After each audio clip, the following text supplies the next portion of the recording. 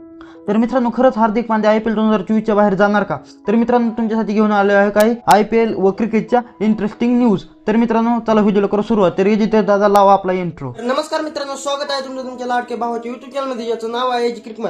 तर मित्रांनो, आपली पहिली न्यूज आहे की विराट कोहली. हो मित्रांनो, आता काही अपडेट समोर आले होते की विराट कोहली काही कारणास्तव इंडिया वर्सेस साऊथ आफ्रिकाची पहिली टेस्ट मॅच खेळणार नाही. परंतु मित्रांनो, नवीन अपडेट समोर आले आहेत की विराट कोहली पहिली मॅच खेळणार आहे. हो मित्रांनो, आजच म्हणजे 24 तारखेला विराट कोहली टीम सोबत माघारी आला आहे व विराट कोहली पहिली टेस्ट मॅच खेळणार आहे. त्याचबरोबर मित्रांनो, दुसरी न्यूज ही आहे की ऋतुराज गायकवाड काही कारणास्तव टीमच्या बाहेर गेला आहे. म्हणजेच मित्रांनो, ODI सिरीजमध्ये ऋतुराज गायकवाड बोटाला काहीतरी लागली होती, त्यामुळे ऋतुराज गायकवाड या सिरीजच्या बाहेर गेला आहे. म्हणजेच तो साऊथ आफ्रिका विरुद्धच्या टेस्ट मॅच सिरीजमधून बाहेर गेला आहे. त्यानंतर मित्रांनो, त्याचबरोबर मित्रांनो, तुमच्यासाठी तिसरे अपडेट घेऊन आलो आहे, म्हणजे तिसरी न्यूज घेऊन आलो आहे, ती म्हणजे ईशान किशन सुद्धा इंडियावर साऊथ आफ्रिका टेस्ट सिरीजच्या बाहेर गेला आहे. हो मित्रांनो, कारण मित्रांनो, ईशान किशन मानसिक तणावामुळे इंडिया वर्सेस साऊथ आफ्रिका या सिरीजच्या बाहेर गेला आहे व ईशान किशनच्या जागी KS भरतला चान्स दिला आहे. म्हणजेच KS भरत ईशान किशनच्या जागी टीममध्ये आला आहे. त्याचबरोबर मित्रांनो, आपली लास्ट न्यूज आणि फायनल न्यूज,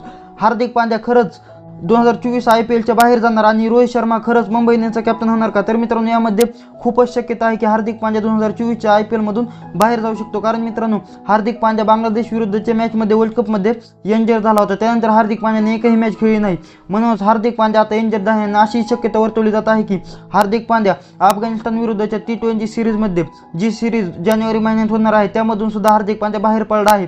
त्याचबरोबर IPL मधून सुद्धा हार्दिक पांड्या बाहेर पडू शकतो. मग प्रश्न येतो की मग मुंबई इंडियन्सचा कॅप्टन कोण? तर मित्रांनो, मला असे वाटते व असे न्यूज सुद्धा समोर येत आहेत की असं झालं तर रोहित शर्माच मुंबई इंडियन्सचा कॅप्टन होणार आहे.